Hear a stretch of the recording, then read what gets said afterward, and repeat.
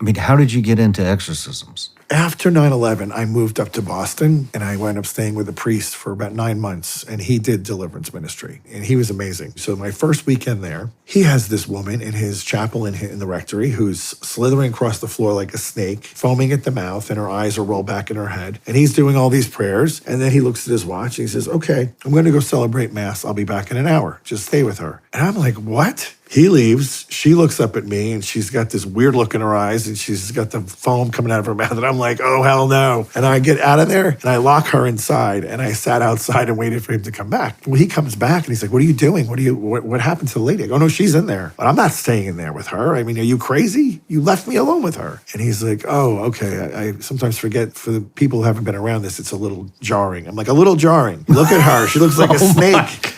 So that was my introduction initially. And then for 9 months, he would do this with people and I got more comfortable.